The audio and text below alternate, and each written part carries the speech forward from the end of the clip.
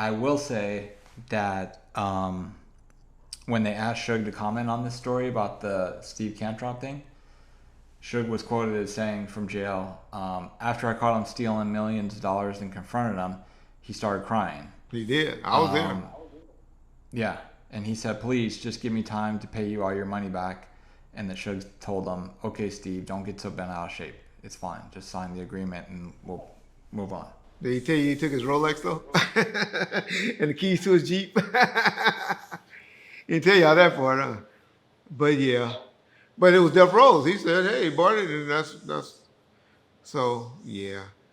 Steve Cantrop was faulty. He was wrong. He was doing like everybody else, I guess, was living hog off the horse. Think the nigga wouldn't account his money and would have never known because there was so much money coming through. I don't know. But hey, How did he catch the brunt of it and not Kinner? oh, Because David didn't he got. work for Kinner? Let me just say, he didn't work for Kenner. He worked for a Gelfand accounting firm. Kenner was just the contact person. He was the one that made things happen, but he wasn't looking over the books either. And that wasn't. And that was the whole point. That wasn't his job. You know, I mean, Kenner's job was to submit the invoice and say, "Hey, I approve this to get paid or whatever." Oprah Winfrey told y'all. She told people a long time ago. Anything over $5,000. Shit, I'll sign that check. We got to learn that. Kenner was able to uh, approve things. I'm not saying Kenner was, doing anything wrong. He probably was just paying some bills and taking care of things. Yeah, he was. But, that wasn't Kenner's job. That was Cantrop's job. And that's why he hired a law account firm like Price Waters, who was the owner of Gale Fan, to take care of that. I think their fee was like 3% of everything that came in there, which was a big fee, big money. And their job was to look over. But like I said earlier in this episode, they end up paying the money that was allegedly taken or misappropriated, and they paid it back. Y'all look up that settlement. It was settled. They paid off everything. Paid Dre. Dre sued them for being other partner. He got like $2.5 million from them. So yeah. What about this part where it says, and I read this back when this was actually happening in '96. So I always wondered about this, and I don't think we talked about it. I know on a previous segment you kind of said something about Club 662 being like it used to be like some mafia guys club, and then the license was in one of the girls of theirs name. But this article states that the rap label had been under investigation for months by the federal government, which is trying to determine whether Death Row is being run as a criminal enterprise.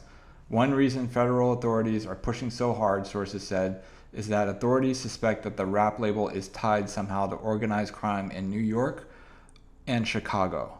Where do you think they would pull the whole connected to the mob, organized crime thing? Any idea about that? Yeah, there was some people in New York that owned the club, and I think David Kenner has some connections with the people that own the club. I remember going to the strip club in New York and meeting with the people. Some big popular strip club in New York we went to that was owned by those people, and so they probably thought that there were some connections and all of that. But okay, now we. So I guess y'all don't believe the Harry scenario, right? How many people can't even keep getting money from and hitting home runs? I asked David Kenner one time before. I said, "Hey man, I got anything to worry about when I first came around in 1994?" I said, "Cause I'm always carrying Suge briefcase, and I don't know what the fuck is in there. We be going to airports and all of that." David Kenner looked at me seriously. He said, "Reggie," he said, "Suge can go right now and call Time Warner or whoever and get a check cut for $1 million." He said, "So to be selling drugs or trafficking drugs from LA to New York or all of that, what would that make sense? Why would that make any sense? When you can go and get this money from record labels and companies like that. He said, it just don't make no sense. So who knows what happened 91, 90 to make shit happen? I wasn't there, I don't know. But 93, okay, fuck that. When Dre came out, what, 92, 93, 94? No more need for that nonsense. No more need for it. Because he was hitting home runs then. And so, I don't know where that comes in. I mean, which one you gonna believe? The Harry-O scenario or now some organized crime? But like I said, if it was true, it must wasn't able to be found or proven because they were up our ass from 1996 all the way until 2002 when we settled the case. Yeah. So it was obviously it was unfounded.